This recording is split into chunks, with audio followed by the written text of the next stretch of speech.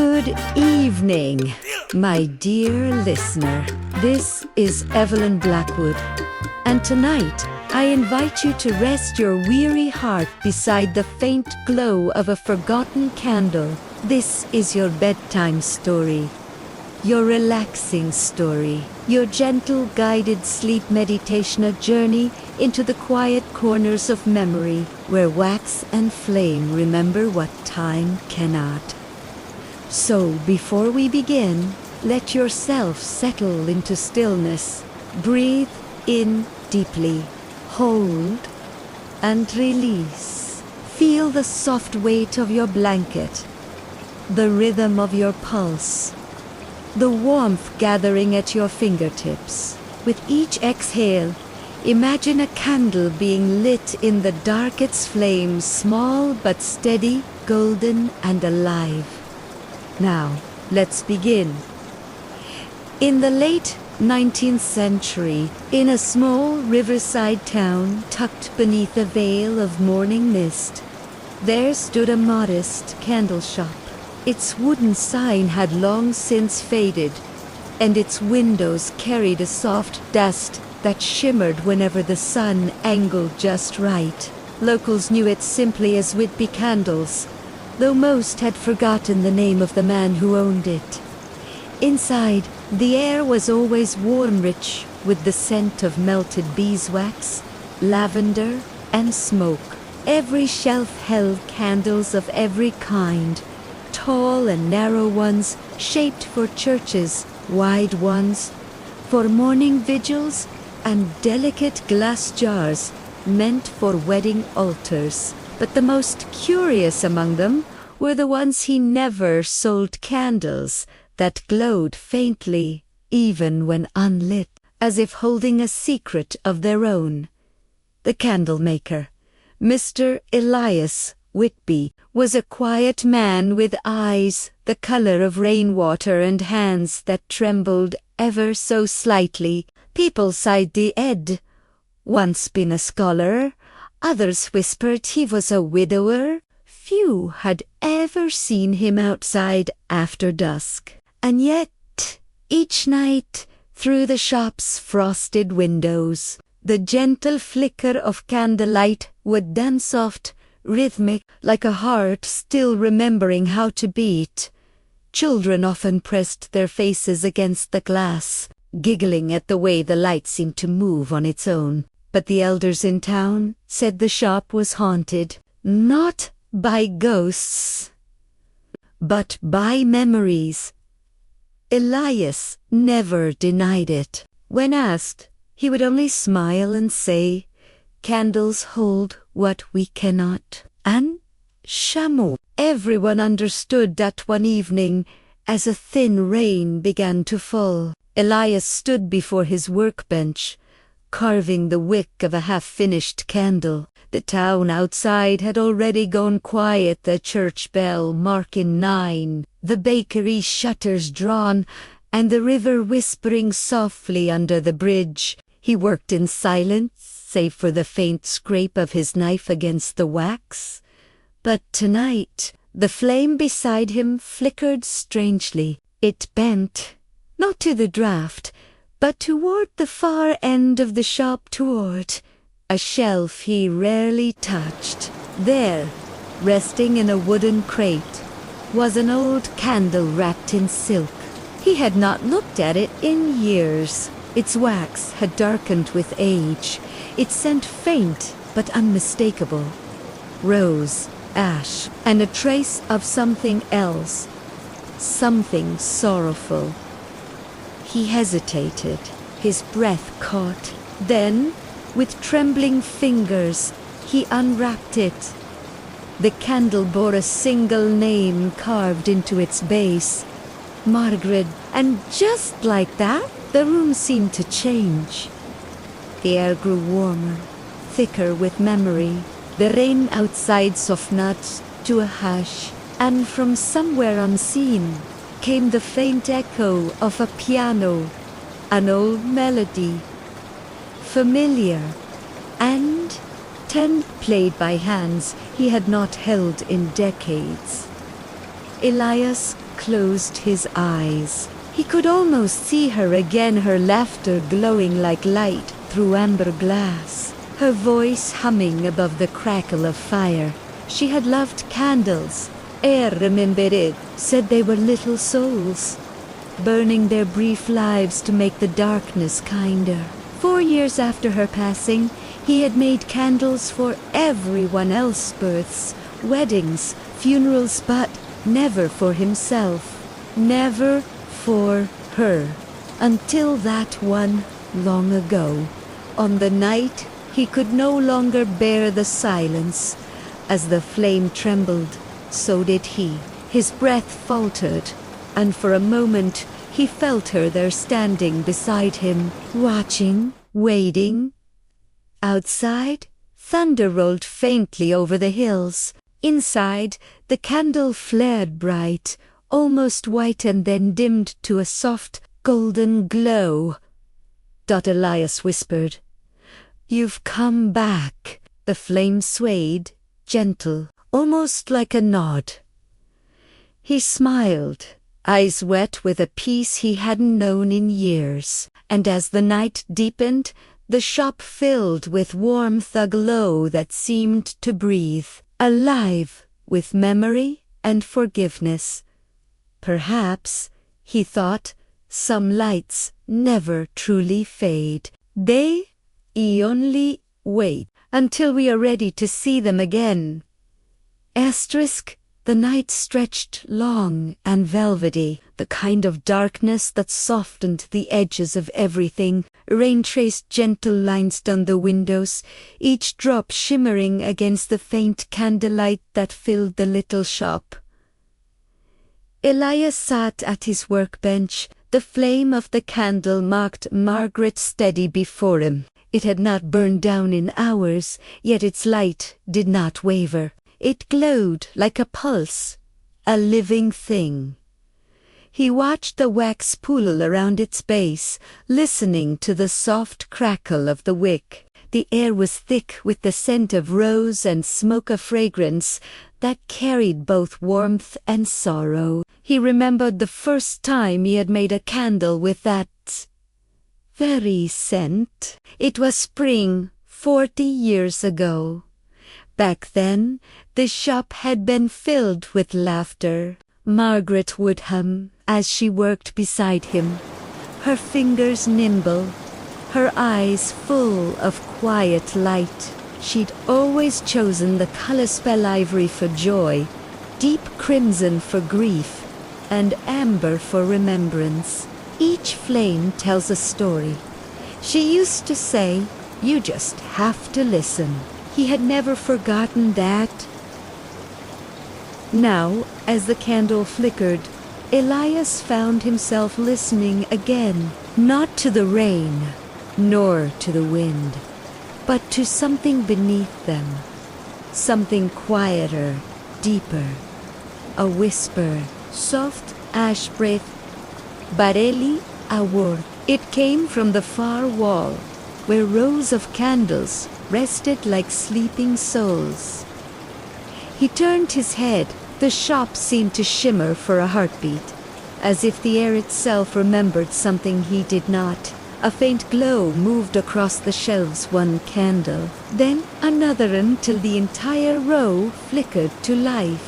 Golden and trembling rose, slowly his cane tapping softly against the floorboards. The wood creaked beneath his steps, and each sound echoed like a heartbeat in an empty hall. When he reached the shelves, the light dimmed again except for one candle, a small one tucked at the very corner. Its wax was uneven, its flame small but resolute. He bent to look closer and realized it bore another name, carved faintly into the wax. Thomas. His breath caught. That was his son's name.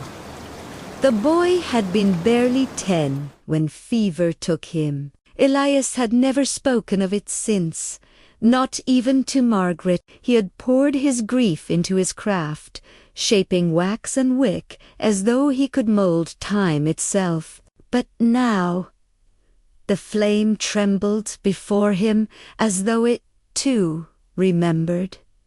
He whispered, "My boy." The flame danced, and a warmth spread through the room, not heat, exactly, but presence. Elias felt his knees weaken. He steadied himself against the shelf, heart trembling. For a moment, he thought he saw a shape within the glow, a child's outline, fleeting, like light through mist. Then, just as quickly, it was gone. Only the candle remained, its flame steady once more. He did not move for a long while. He simply stood there, surrounded by the glow of his life's work, the hundreds of candles he had made, each holding a moment, a prayer, a name. The air hummed with quiet energy, as though the shop itself breathed. Finally, Elias returned to his bench. He placed the candle marked Thomas beside Margaret. The two flames leaned gently toward one another, their light mingling rosé and gold, warmth and memory intertwined. He sat there, his eyes unfocused, as memories drifted through him like smoke. The laughter of his son, the way Margaret used to call from the kitchen, the scent of honey on her hands. The sounds layered, blurred, then softened into something peaceful. Outside, the rain slowed. A faint breeze slipped through the cracks in the window, carrying the scent of river water and cedar. The air felt clean. Renewed that, Elias leaned back, closing his eyes. "You waited for me?" he murmured that. And in that instant, he understood the candles had never been haunted. They were vessels of love, fragments of lives that refused to fade. Each flame was a whisper, each scent a memory return. He felt no fear now, only a calm ache, like the last note of a hymn fading into silence. The candles flickered softly in unison. Their light brushed across his face, making him look younger, almost peaceful. Somewhere beyond the walls, a church bell tolled midnight. Elias smiled. He knew, somehow, that this night was different. The past was no longer something to mourn, it was something to illuminate. He whispered into the warm air, "Thank you for coming home." And in that gentle light, surrounded by the scent of wax and roses, he felt something shift deep inside, a forgiveness long delayed, finally finding its way back to him. Soft piano returns, quiet and distant. As the story fades, let your thoughts drift softly, like candlelight in still air. Let warmth replace sorrow. Let peace settle in your chest. And as always, allow yourself to drift into a peaceful sleep. When dawn crept across the river, the light didn't so much arrive as unfold, like the quiet turning of a page. Elias had fallen asleep at the workbench, the two candles, Margaret and Thomas, still glowing faintly beside him. Their wax had melted together through the night, forming a single pale pool that shimmered in the first light of morning. Awoke slowly, the sound of rain now replaced by birdsong, soft and deliberate. For a moment, he didn't remember where he was. Then the scent of roses and honey brought it all back. He ran his fingers along the wooden table, feeling the faint grooves carved over the years, marks from blades, drips of wax hardened into memory. Every imperfection was a trace of time, a language written by his own hands. Elias stood, his knees trembling slightly, The air held that strange hush that comes after rain, when everything seems washed clean. Outside, the river shimmered pale silver under the rising sun. The cobblestone street was empty, save for a stray cat crossing from one shadow to another. He moved toward the window and looked out. The town had changed over the years, new roofs, new faces, but the rhythm was the same. The bell tower would ring soon. The bakery across the square would open, and the scent of fresh bread would fill the morning air. He smiled faintly. The world keeps its promises, he whispered. Yet when he turned back toward the shop, something caught his eye. On the far shelf, behind the rows of candles, a faint glow lingered. Not like before, not bright, not startling, but steady, patient, almost waiting. He walked toward it. The candle sat alone, covered in dust, its wick untouched, but around its base was a small circle of melted wax, long, ardent perhaps from a time long forgotten. On its surface, though faded, he could still read the carved name, Elias. He froze. His own name. He did not remember ever making such a candle. He touched the wax. It was cool, yet it seemed to hum faintly under his fingertips, as though alive with something unseen. And then, faintly, he heard Ita sound, not quite a whisper, not quite a sigh, a breath. It came from within the flame that wasn't yet lit. He struck a match. The flame bloomed gently, small and golden. For a moment, the shop filled with light, not bright, but warm, encompassing. Shadows folded back, and in their place, images appeared soft and fleeting, like reflections in water. He saw himself years ago, younger, his hands firm, his heart heavy. He was in this very shop, alone, the night after Thomas died. The shelves were bare, the windows dark. He remembered the silence, that unbearable silence after grief. He saw himself kneeling before the table, melting wax, not for a customer, but for something else, for remembrance, for penance. He whispered prayers he no longer believed in, and as he poured the wax, he whispered his son's name again and again until his voice broke. Then the image faded. He stood motionless. The candle flickered, and he realized the truth. The candle marked Elias wasn't a tribute to himself. It was a promise, a symbol of the forgiveness he had once wished for but never found.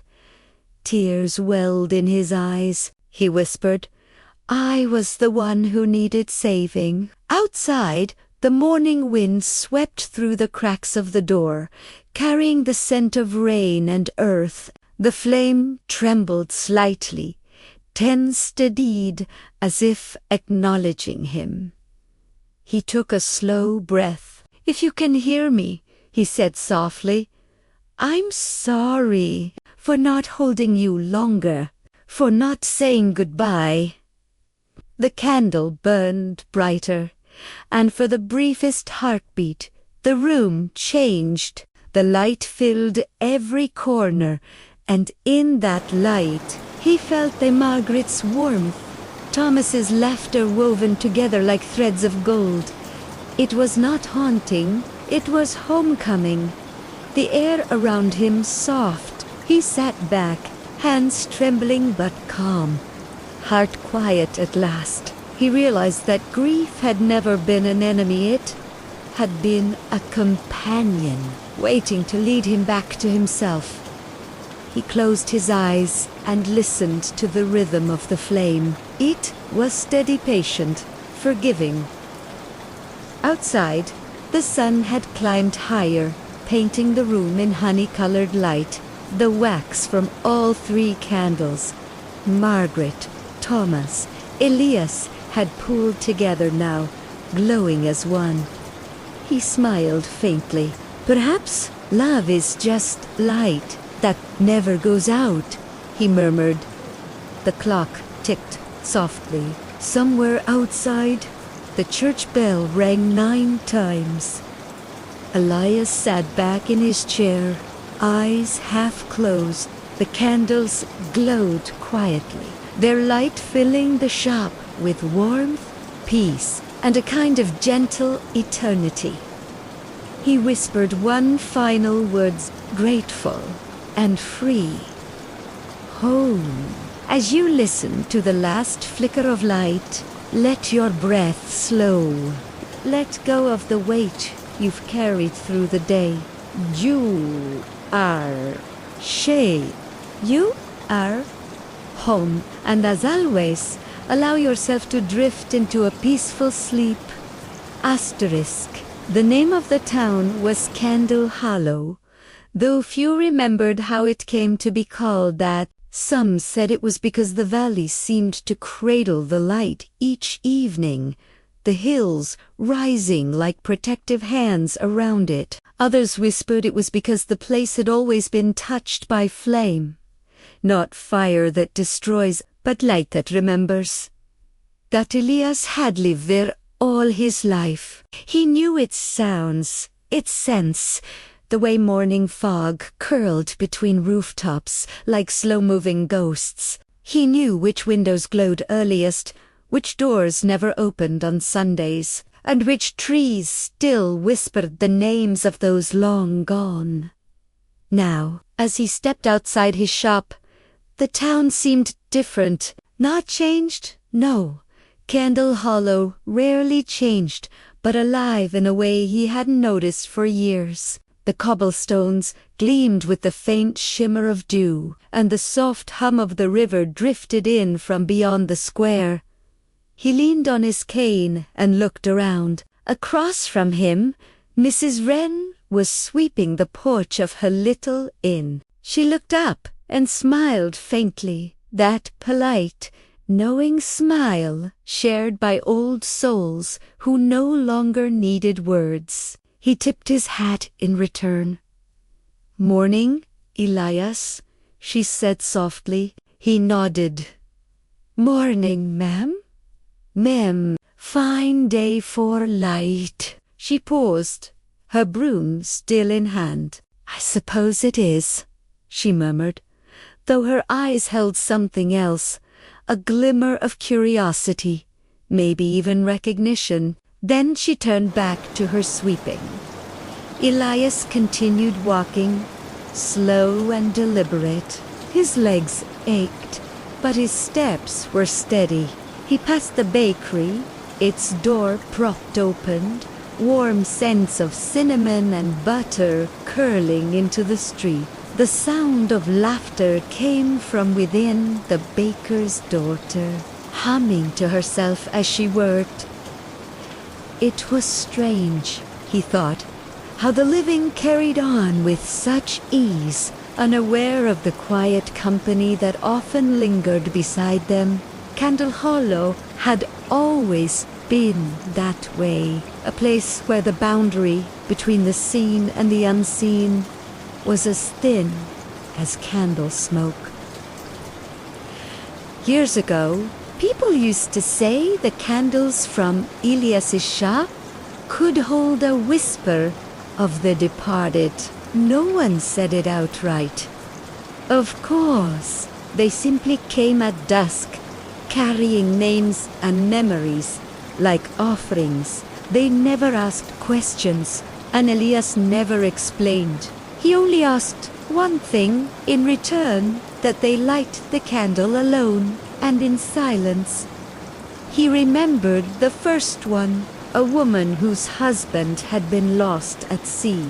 She came in trembling, voice fragile as paper, asking for a candle that could guide him home. Elias didn't know why, but he had taken melted wax from the edge of his own window wax that had caught the reflection of the river that morning and mixed it into the mold dot.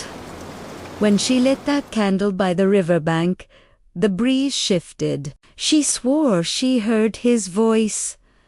After that, word spread. People came from other towns, some with sorrow, others with guilt, and a few with nothing but hope. And Elias kept making candles, each one infused with a sliver of the unseen, each one carrying a quiet story. But that was long ago. Now, few remembered the old man by name. The children only called him the Keeper of Lights. As he reached the bridge at the edge of town, Elias stopped to rest. Beneath him, the water moved slowly, like liquid glass. The air was cool and smelled faintly of pine and rain. He leaned on the railing and closed his eyes. In the rhythm of the current, he could almost hear them. Faint voices woven with the sound of water. Familiar, soothing, never frightening. Then, from the opposite side of the bridge, a child's voice broke through. "Sir, are you the Candleman?" Elias opened his eyes. A little boy stood there, holding a small box wrapped in twine. His face was pale but earnest, his eyes wide with that same curious light Elias had once seen in his own reflection as a child. "Yes," Elias said gently. "I suppose I am." The boy stepped closer. "My mama says you make candles that can help people remember," she said. "You can help us, too." Elias knelt slightly, his joints protesting, but his heart softening. "And what is it you wish to remember, child?" The boy looked down at the box. "It's for my papa. He left last winter. I don't think he's coming back." For a moment, silence stretched between them. A silence heavy yet tender. Elias reached out a trembling hand and touched the box. It was light, fragile. "Then we shall make a candle for him," Elias said softly, "one that burns long enough for love to find its way home." The boy smiled, small and hopeful. And in that smile, Elias saw something familiar, the same faith Margaret had once carried, the same innocence Thomas had before the fever came. When the boy left, Elias lingered at the bridge, listening to the slow rush of water beneath. The town bell began to toll again, low, measured, echoing across the hills. Candle Hollow was awake, alive, whispering its stories to the morning wind. Elias turned back toward the shop, his heart lighter than it had been in years. He didn't yet understand what was stirring around him, but he could feel it. A quiet reckoning, the way light always returns to where it once began. And somewhere beyond the veil of dawn, 3 small flames flickered in unison, Margaret, Thomas, and Elias, their glow carrying across time like a soft benediction.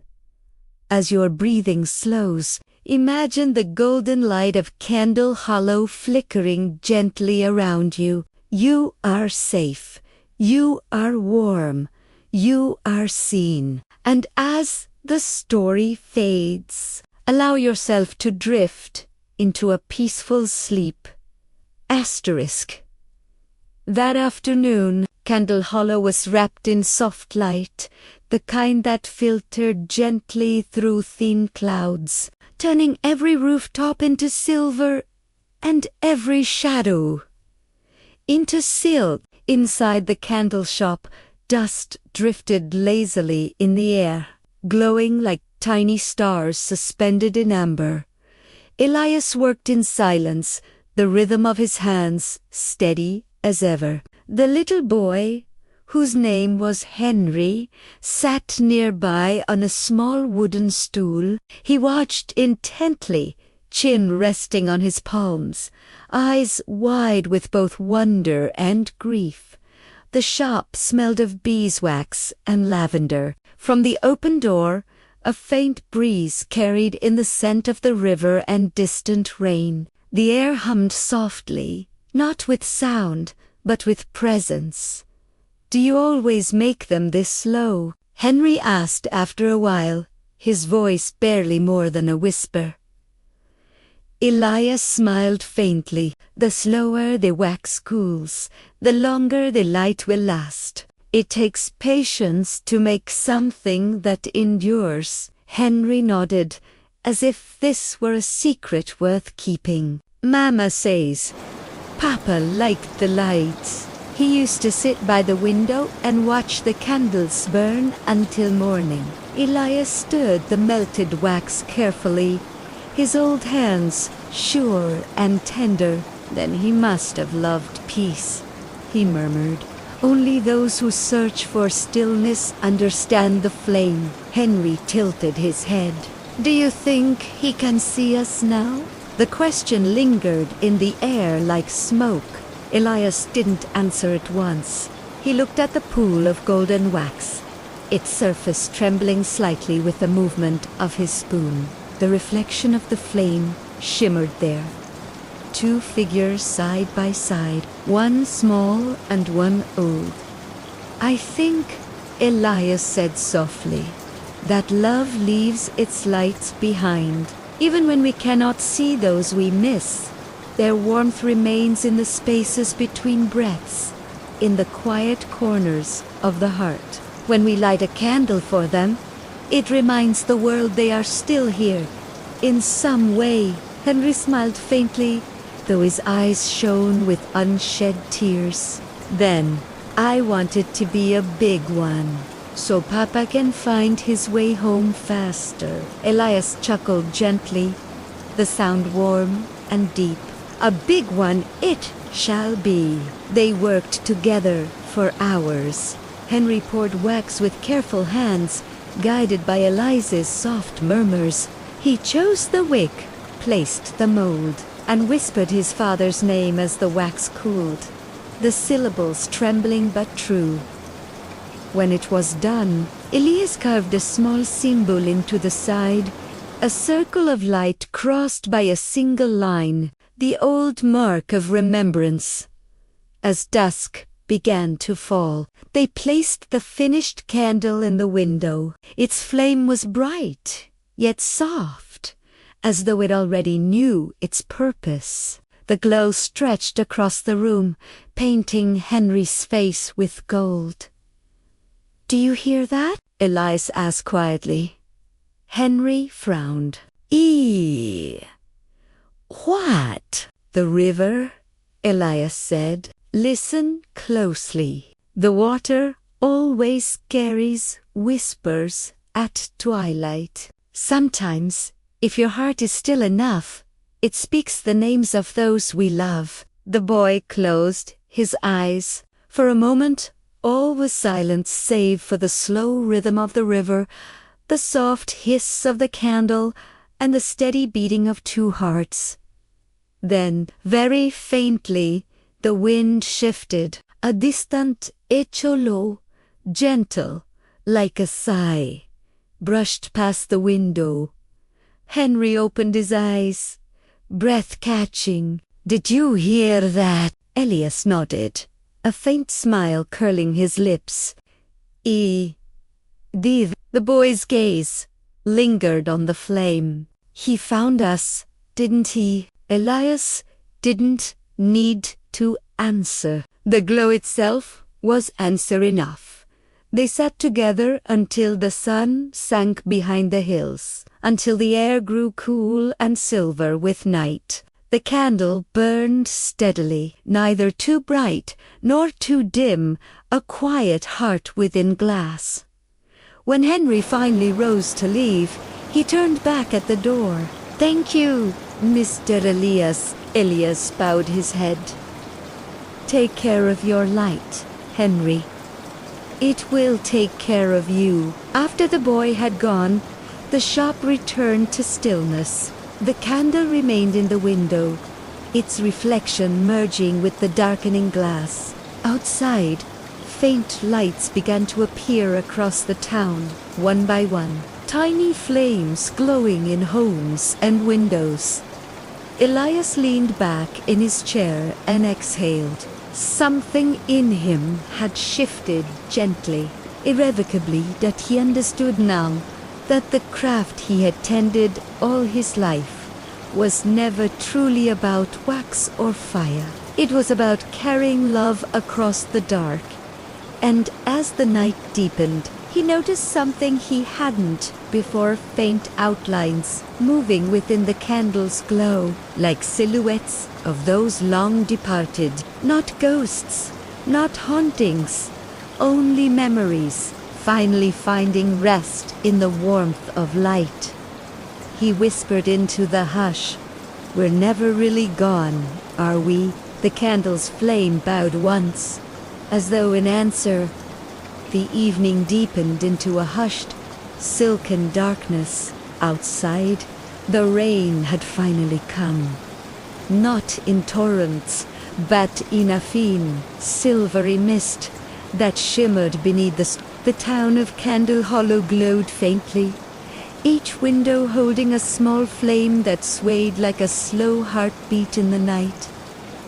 Elias sat alone in his shop, surrounded by hundreds of candles. Some have finished, some waiting to be lit. The gentle flicker of their light painted the walls in shades of honey and rose gold. His tools lay where Henry had left them, and the faint scent of lavender still lingered in the air, mingling with the smell of rain on old wood. He reached for the candle Henry had made. Its flame was steady now, burning with the quiet determination of remembrance. He placed it near the window, beside his own, the candle he had never lit, the one made years ago, in memory of someone he had never forgiven himself for losing. For a long moment, Elias simply watched. The two flames danced beside each other, one small and eager, the other older, slower, but still alive. Then, as if moved by the same breath, the light began to waver. Shadows rippled softly across the walls, shaping themselves into fleeting forms, silhouettes of faces, hands, and laughter from another time. Elias's heart trembled, not with fear, but with a deep, aching recognition. He whispered, "Lydia." The name lingered like a sigh through the room. He could almost see her now, standing by the window as she once had, her hair catching the candlelight, her voice soft as dusk. She had been his wife, his muse, and the reason he had begun making candles in the first place. She had passed one winter night long ago, when a storm took the roof and the fire took more than he could bear to lose. For years, Elias had made candles to fill the silence she left behind, but he had never lit hers, not once. Now, as he stared into the twin flames, something inside him loosened, like an old knot unraveling.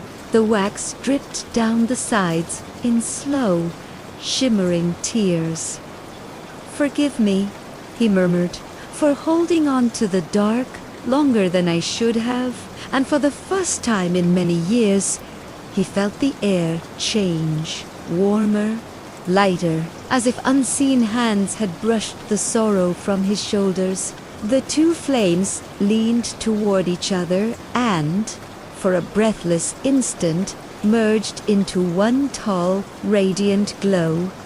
A gentle hum filled the room, like distant humming from a choir only he could hear. The scent of lavender deepened, and the shadows melted into light. Elias closed his eyes. Behind his eyelids, he saw not the faces of ghosts, but memories made whole. Again laughter by the river, summer evenings filled with fireflies, Lydia's smile beneath a paper lantern.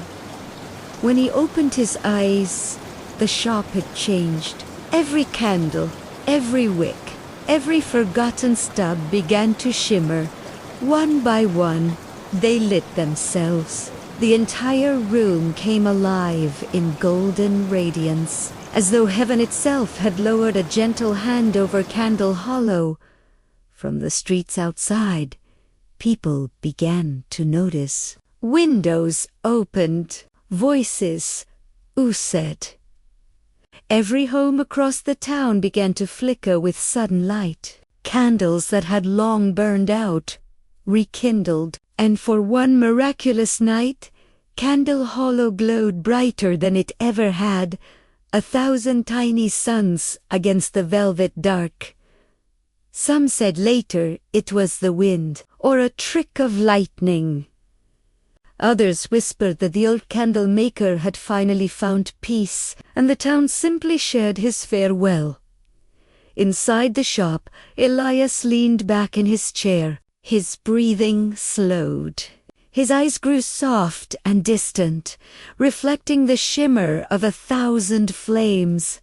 He whispered, as though speaking to the night itself, "Every light we give carries a piece of our soul, and when it's time, the flame returns home." The candles burned gently on. Outside, the rain eased into a soft drizzle, and in that quiet, a peace unlike any other settled upon Candle Hollow, deep, forgiving, eternal. Hours later, when dawn crept across the hills, the last candle in the window still flickered faintly. The shop was silent, but it felt alive, warm with the lingering touch of memory. The townsfolk who passed by that morning swore they could smell honey and lavender, and that if they listened closely, they could hear a calm voice murmuring through the walls, like a lullaby carried on the light. Light carries love farther than time ever could. The candle flame trembled once, then este die, and in that gentle, golden stillness, Elias Blackwood, the candle maker of Candle Hollow, finally rested. The rain had passed, leaving Candle Hollow washed clean and trembling beneath the early morning light. Mist clung to the cobblestone streets, curling like pale smoke around the edges of the houses. The townsfolk moved quietly, speaking in hushed tones, as though afraid to disturb the lingering spell from the night before. The night when every candle in town had burned bright on its own. At the far end of Hollow Street stood a small, ivy-covered house with white shutters and a door painted deep blue. Its owner, Margaret Wren, stood by the window with a shawl draped loosely over her shoulders. Her hair, streaked with silver, caught the new sunlight like threads of frost. She had not slept for hours. She'd watched the glow fade from the candle she had found burning on her windowsill, a candle she did not remember lighting. Its wax had pooled in the shape of a heart, and when she touched it, she could still feel a faint warmth, as though someone's hand had rested there moments before. Margaret had lived in Candle Hollow all her life. A widow for nearly 20 years, she had seen the town age, shops close, people move away. But she had also seen the candle maker, Elias Blackwood, every day as she passed his shop on her way to the bakery. She would nod. He would nod back, A quiet exchange between two souls who understood solitude without needing words.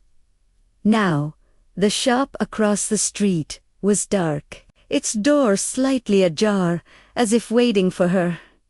She hesitated, her heart caught between reverence and curiosity. There was a soft whisper in the wind, not of fear, but of invitation. Margaret wrapped her shawl tighter and stepped outside.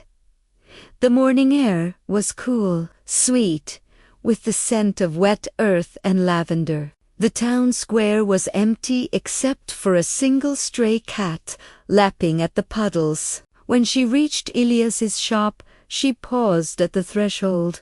Inside, it was exactly as he had left it. The air shimmered with a faint golden haze. Candles still glowed on the shelves, their flame steady and serene. The floorboards creaked softly beneath her steps, as if greeting an old friend. She touched the counter, the wood smooth from years of careful hands, and found a small notebook half hidden beneath a pile of ribbon. Its leather cover was worn, the corners curled. Across the front, in faint gold script, were the words, "To those who still believe in the light." Margaret opened it slowly. The pages smelled of wax and cedar. The handwriting, steady, looping, unmistakably Ilias's, filled the pages with dates, names, and small fragments of thought. Some were recipes for candle blends, honey, amber, salt, rosewood. Others were more like confessions. Each flame remembers the hand that lit it. Forgiveness burns slowly, but it warms everything it touches. She turned another page and froze. There, pressed between two sheets, was a photograph. It showed a younger Elias standing beside a woman in a long dress, holding a lantern between them. The woman's eyes were soft, almost haunting. Beneath it, a small note read, "Lydia Wren, the one who taught me light." Margaret's breath caught. Wren, her own name. She sank into the old wooden chair by the counter, the notebook, trembling in her hands, cooled. Her grandmother's name was Lydia Wren, a name spoken rarely, wrapped in family silence. Margaret had only ever heard whispers. How Lydia had disappeared one winter night after a fire at the old riverside chapel. She looked again at the photos, the candle maker's steady eyes beside Lydia's quiet smile, and something inside her shifted, like a door unlocking. The air grew warmer, the candles flickered, and for an instant she smelled the faintest hints of honey and lavender. A voice seemed to rise from the very walls, low, calm, tender. "Light is never lost, Margaret. It only waits to be found." Her pulse slowed. The fear melted away. What she felt instead was a gentle weight in her chest, the kind that came not from grief, but from recognition. She whispered into the quiet, "Grandmother, were you the light he was waiting for?" The flames trembled, answering in silence. Outside, the mist began to lift. A pale sun spilled over Candle Hollow, gilding the rooftops, the church spire, and the little blue door where Margaret had stood moments ago. Somewhere in the distance, a bell rang, slow, measured, and kind. Margaret closed the notebook and held it close to her heart. She didn't know yet what story she had stepped into, only that the candles were still burning for a reason. And as she turned toward the open door, a thought came to her, soft as a prayer. Maybe forgiveness doesn't end with one life. Maybe it passes quietly from hand to hand, from flame to flame. She looked back once more at the shop, its golden light fading into the morning. Then she whispered, "Rest easy, Elias. I'll keep the light for you." The door swung gently in the breeze, closing with a sigh, and Candle Hollow exhaled, peaceful once more. That night, Margaret lit one of the candles she had taken from Mileas's shop.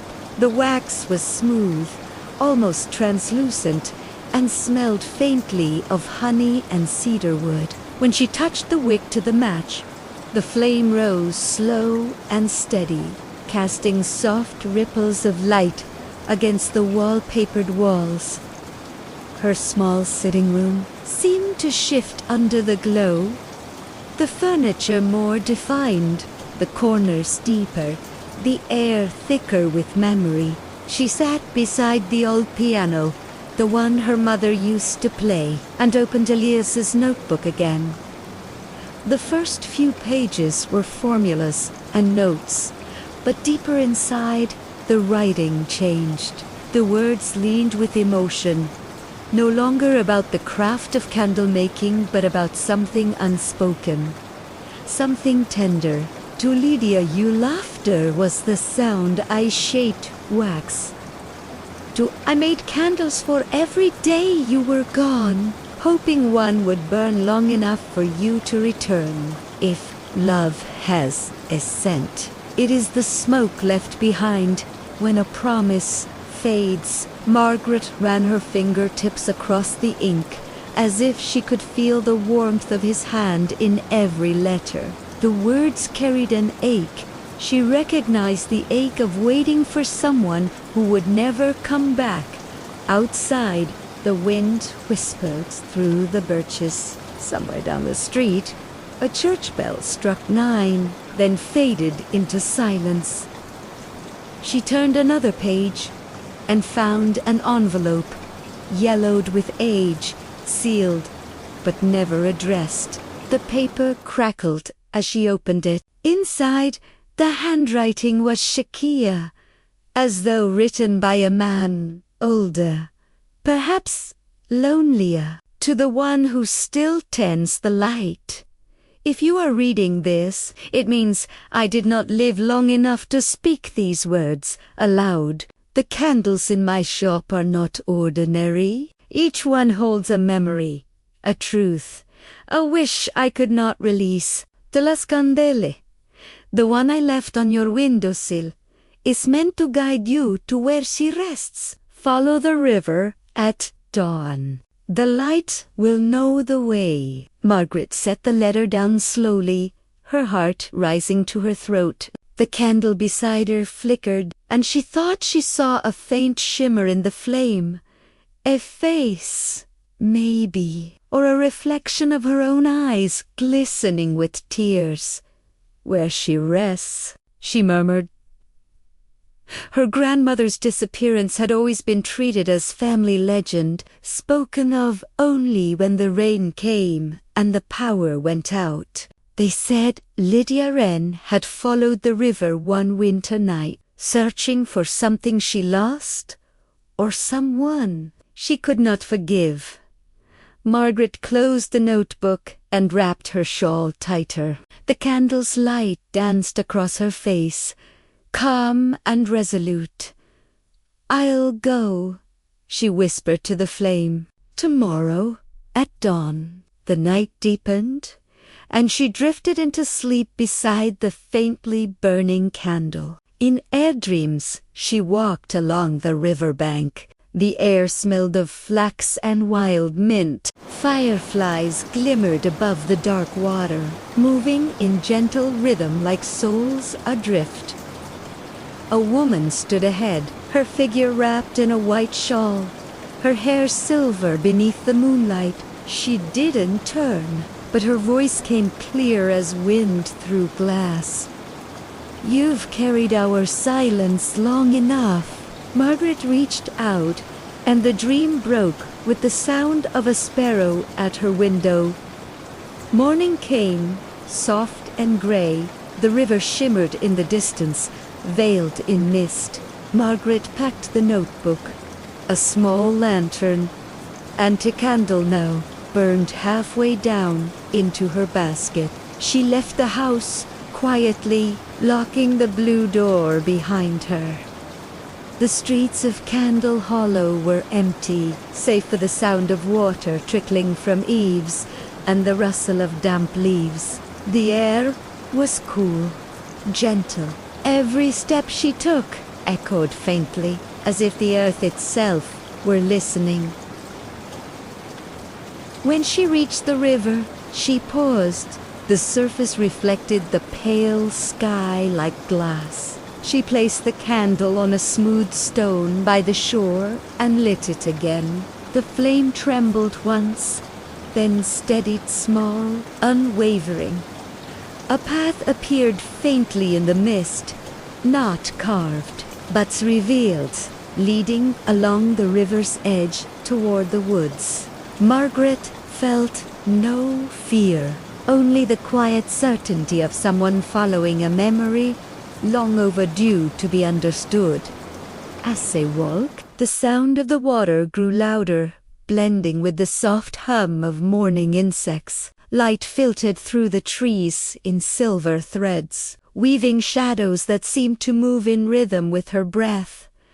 The scent of honey drifted again, and benehatit lavindar, faint and sweet.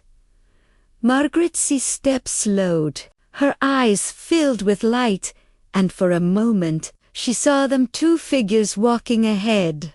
A man with kind eyes, and a woman whose laughter rippled like water. They did not turn, but she felt their presence as surely as the sun on her skin. She whispered, "Elias, Lydia."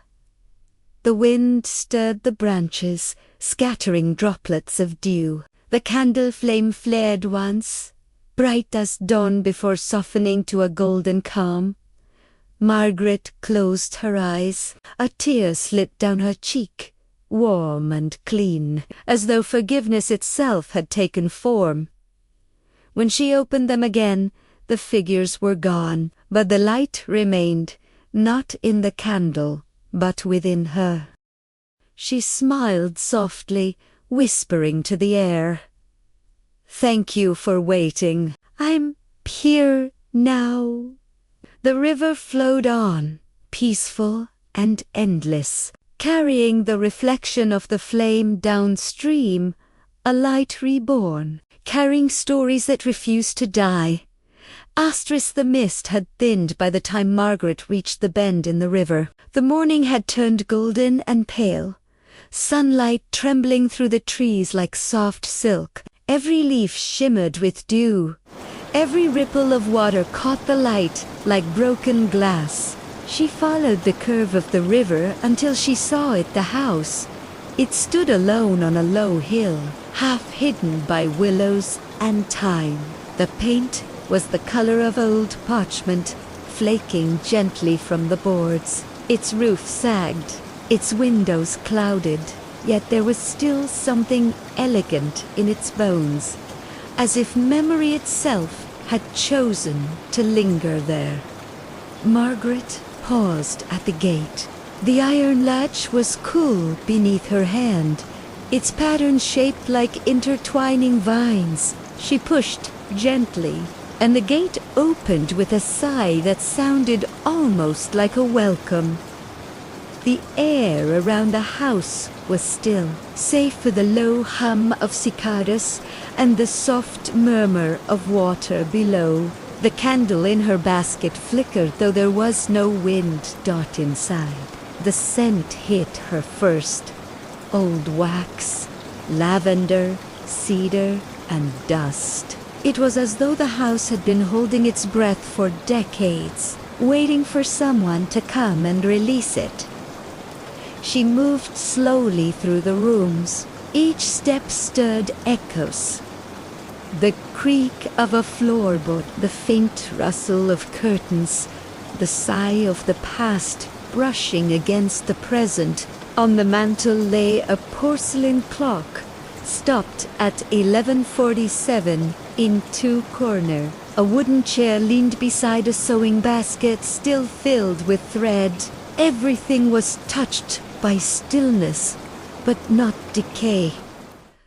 On the dining table, she found it, a single candle, thick and pale, standing in a glass holder. Its wick was blackened, as though once lit, then blown out too soon. Beneath it lay an envelope sealed with wax, the mark pressed in the shape of a small flame.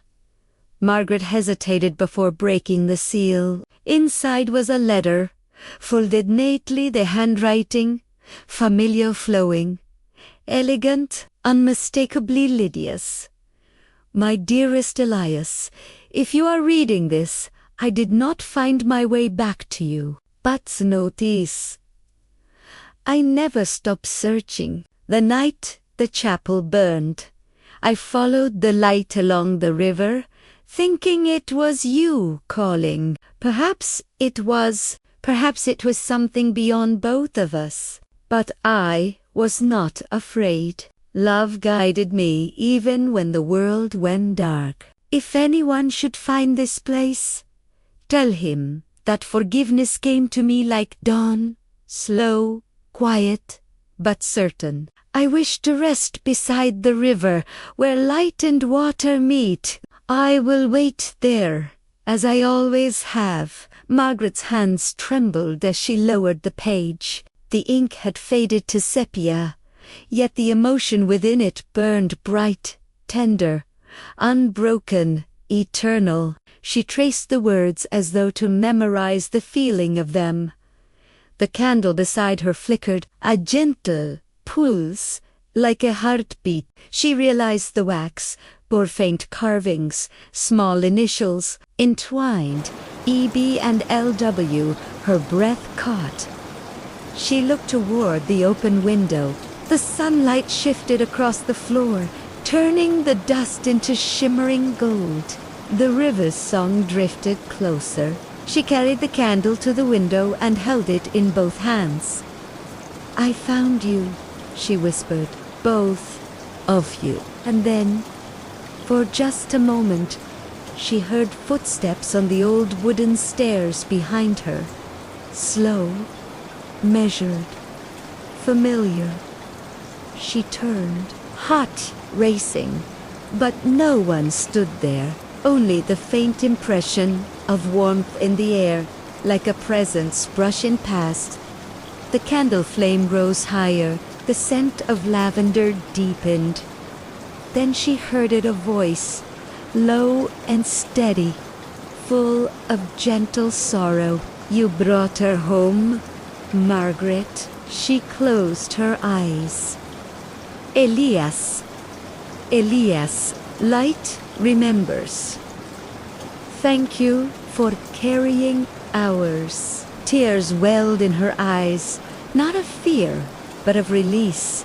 The air shimmered faintly. A shape took form near the hearth, a man's outline, bathed in soft amber glow.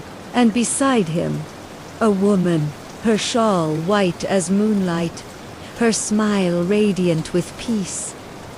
They did not speak. They didn't need to.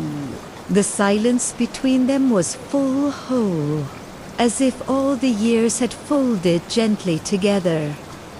Margaret placed the candle on the mantel between them. The flame wavered once, then steadied calm, eternal. The two figures seemed to glow brighter, their edges softening as light filled the room. The scent of honey drifted again, mingled with the clean sweetness of river air. Rest, she whispered. Your light is safe now. And as she said it, the figures dissolved, not gone, but absorbed into the golden warmth flooding the house. Outside, the wind stirred the willows. The river caught the light and carried it onward. Margaret lingered for a long time, her heart full of both ache and quiet joy. She took one last look at the house, at the candles still burning, steady and true, then turned to leave. When she stepped outside, the mist had lifted completely. Candle Hollow lay far behind her, but she carried its peace within her like a living flame. As she walked back along the river path, the sound of water wrapped around her, soft, endless, healing.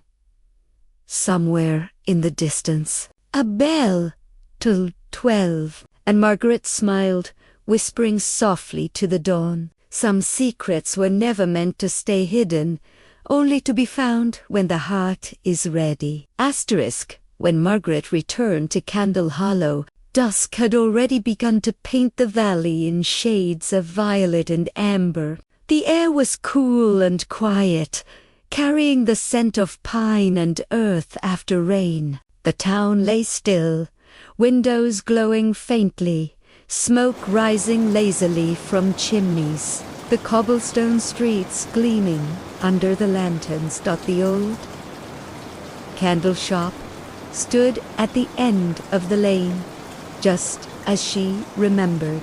Its wooden sign, E.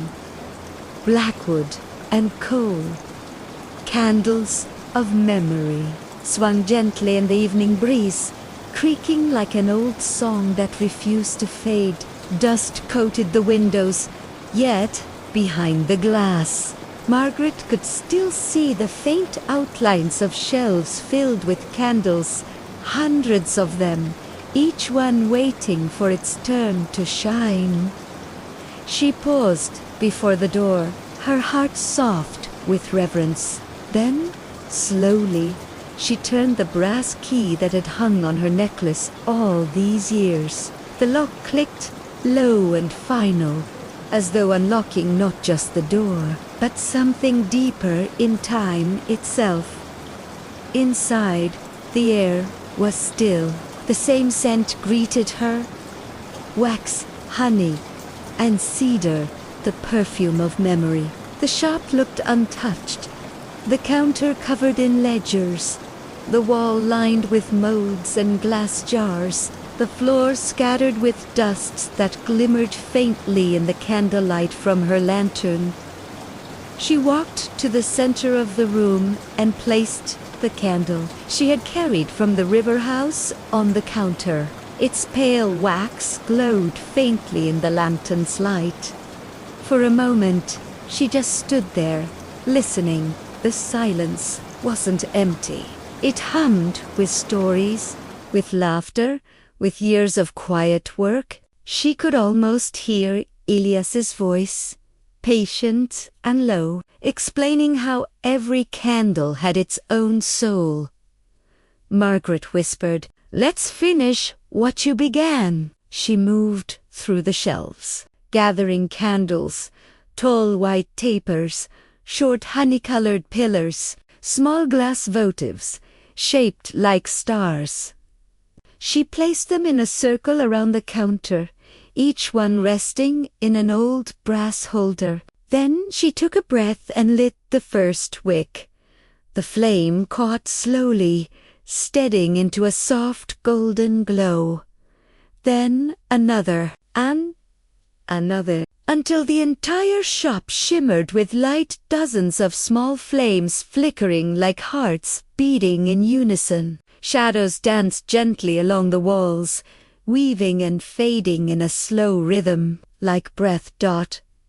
Margaret reached for the final candle, the one with the initials E.B. and L.W. carved into its wax. She set it in the very center of the circle. Her hand trembled slightly as she struck the match. When the flame bloomed, the air in the shop seemed to shift, warmer, lighter, alive. The candles swayed as if touched by invisible hands. The scent of lavender and honey deepened, filling every corner with peace. She felt them then, not as ghosts, but as presence. Elias and Lydia, their warmth surrounding her, not to haunt, but to bless. A soft voice seemed to echo through the golden haze. Light remembers. Margaret, it carries us even when memory fades. Tears welled in her eyes. She whispered back, "Then let this light carry you home." She closed her eyes, breathing in the calm. Each exhale felt lighter than the one before. The shop seemed to breathe with her, the timbers creaking softly, the flames flickering in slow unison. Outside, the wind picked up, carrying the scent of wax and river water through the streets. Windows began to open. One by one, townsfolk looked out and gasped. The candle shop was glowing, brighter than it ever had before. Children pointed. Old men removed their hats. Women paused at doorsteps, hands clasped to their hearts. No one spoke. They simply watched as the golden light poured through the cracks of the old wooden door, spreading warmth across the cobblestones, touching every corner of Candle Hollow. Inside, Margaret stood in the heart of the glow. She felt no fear, no sadness, only peace. She knew this was the end of something beautiful and the beginning of something softer. She whispered a prayer, not to the heavens, but to the small, quiet things that kept people together. Lights, memory, forgiveness. And slowly, one by one, the candles began to dim, not extinguished, but fading gently, like stars at dawn. When the last one flickered out, Margaret opened her eyes. The shop was dark again, but the air was warm, alive. She could still feel the pulse of light lingering in the walls, in her hands, in her heart. She smiled, whispering into the hush, "Good night, Candle Hollow," as she stepped outside. The first snowflakes of winter began to fall, soft, slow, luminous. They melted as they touched her skin, leaving a trail of cool brightness that mirrored the light still glowing within her. When down the lane, the townsfolk were lighting their own candles, each one reflecting the golden light they had seen. For the first time in many years, Candle Hollow shone like a constellation.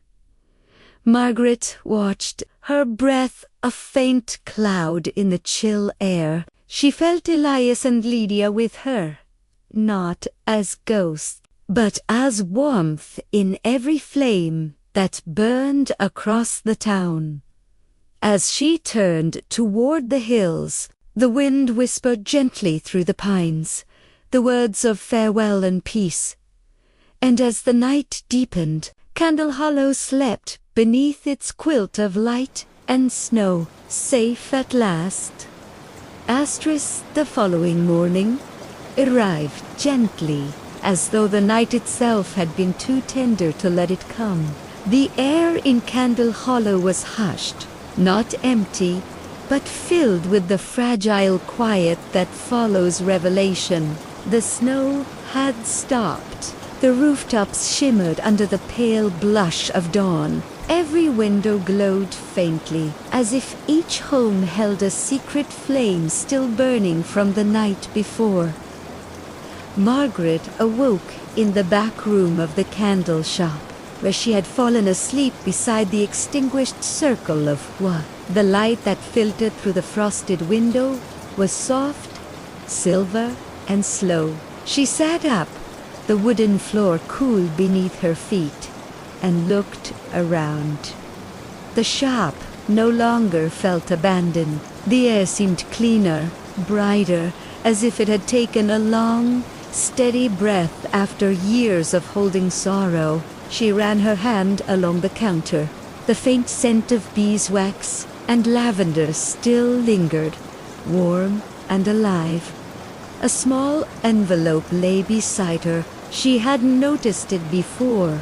The paper was old, sealed, with a thin line of wax shaped like a flame. It wasn't there last night. Her heart trembled slightly as she broke the seal. Inside was a single piece of parchment, its handwriting delicate, looping, unmistakable. Margaret, the light you kindled has reached beyond the walls. What was bound by silence is free again. Do not linger in grief. The living must carry what we could not. The rest belongs to peace. Lydia Margaret pressed the letter to her chest. Tears fell, not heavy with sorrow, but soft, like rain that blesses rather than drowns. She closed her eyes and let the words sink into her bones. For a long moment, she simply breathed in, out, slowly, calmly, the way one breathes after a storm. Then she rose and stepped outside. The air was crisp, bright with the smell of snow and wood smoke. Children were already out in the lane, laughing softly, their boots leaving tiny paths in the whiteness. From the bakery came the scent of warm bread. Someone waved to her from across the square, an old man with a wool hat and eyes that shone with recognition.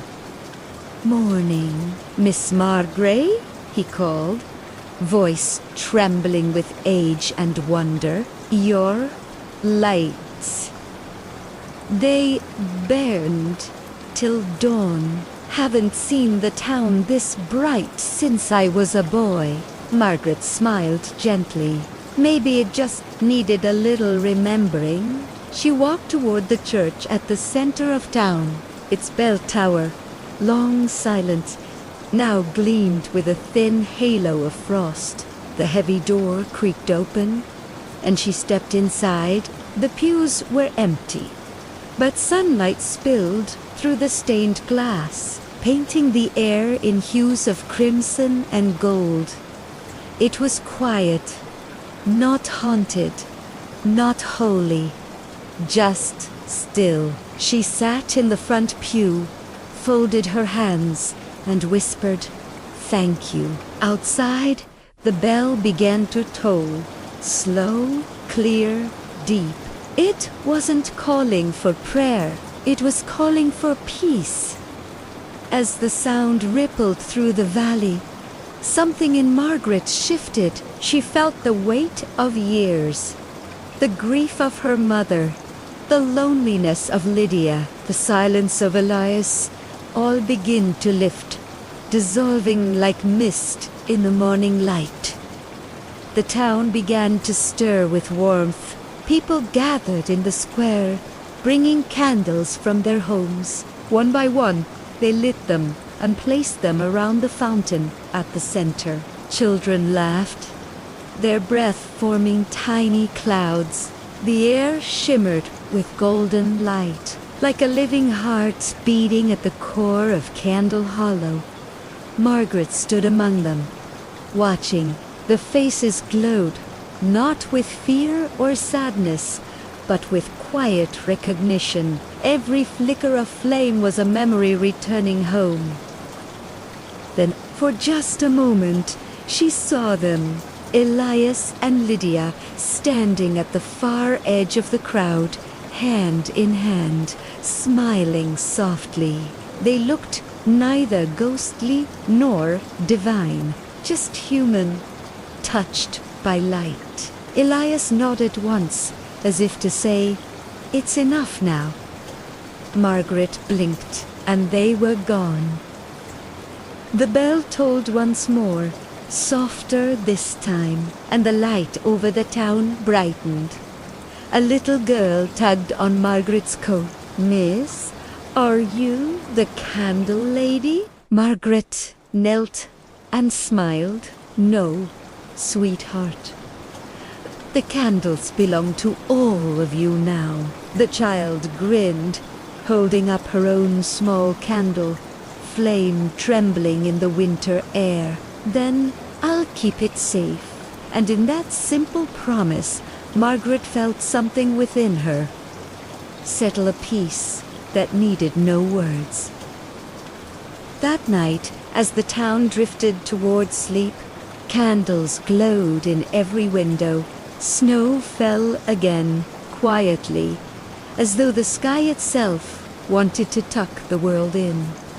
Margaret sat by her window, a cup of tea warming her hands. The candle beside her burned low, the wax forming small rivers that glistened in the light. She whispered into the stillness, "Forgiveness is not forgetting, it's remembering with light." Outside, the snow deepened. Candle Hollow, once a place of shadows, now shimmered beneath a blanket of white and gold. And somewhere beyond the veil of the ordinary, two souls finally rested at peace within the gentle glow of the last light. Night returned to Candle Hollow like a soft breath. The wind no longer howled. It hummed, weaving through the narrow streets with the gentleness of an old lullaby. The snow had settled into smooth, silver drifts, and the whole town seemed to exhale, finally at peace, after years of restless silence. In her little shop by the river, Margaret sat alone by the dying embers of the fireplace. The flames flickered low, their orange light swaying like a heartbeat on the wooden walls. A dozen small candles still burned on the shelves, some tall, some short, each one glowing with its own quiet rhythm. Their scent: beeswax, honey, and something faintly floral lingered like memory itself. She traced a fingertip over the workbench, feeling the smooth wax under her skin. How many nights had she stood here, lost in her thoughts, listening to the whisper of her craft. The wax had always remembered. It had held stories, captured breath, caught the tears of the lonely and the prayers of the hopeful. Now, she thought, it holds peace. From outside came the sound of the river, faint, steady, timeless. The ice had begun to melt, and the water beneath murmured softly, as though speaking in old language of release. Margaret rose and walked toward the door. The air that met her was cool, touched with moonlight. The town was still, wrapped in a velvet quiet. Every window glowed with a single candle, just as it had the night before. It was as if the whole valley breathed in unison, slow, deep, calm. She followed the narrow path down to the riverbank. The moon hung low, heavy with silver, and its reflection trembled on the surface of the water.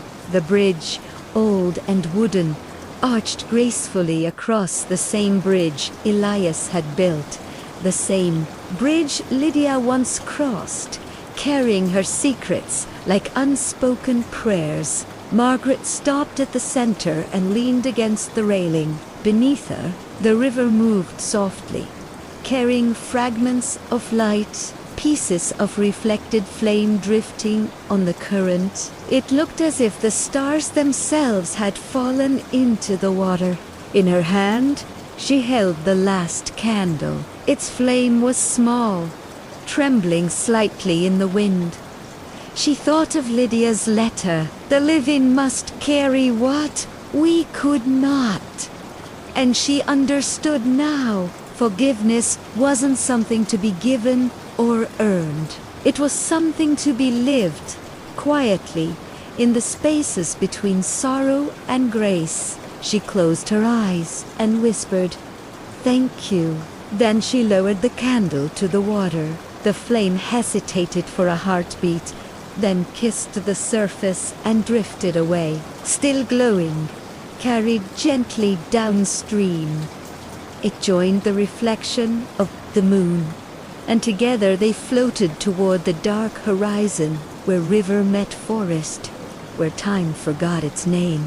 Margaret stood there for a long time, listening to the soft music of the current, the occasional creak of wood, the sigh of the trees. Every sound felt alive, not lonely, not haunting, but kind. And then she heard it faintly, as though from far beyond the veil of sleep, a familiar voice, warm and steady. "You kept the light alive, child." It was Elias. His tone was not ghostly, it was human, loving, at rest. Margaret smiled through tears. "You taught me how." The wind moved around her, gentle and circular, and for a fleeting instant she felt a presence beside her, not a shadow, but warmth. Lydia's scent of lavender, Elias's deep calm, the essence of everything she'd ever lost, returning not to haunt her, but to hold her. And then it was gone. Only the river remained, whispering lullabies beneath the stars. She turned back toward the town. From here, Candle Hollow shimmered softly, each house a small constellation, each flame a heartbeat. The church bell chimed once, its tone low and tender, like the closing line of an old hymn. Margaret walked home slowly, her boots crunching in the snow. Inside, she set a fresh wick into the center of a mold and poured warm wax around it. The candle would be ready by morning. She wrote a small note beside it. "For those who come after us, may the light guide you home." When she finally climbed into bed, the room glowed with the steady warmth of a single candle. The flame bent gently, dancing to the rhythm of her breathing. Outside, the snow continued to fall, silent and endless, covering every wound the earth had ever known.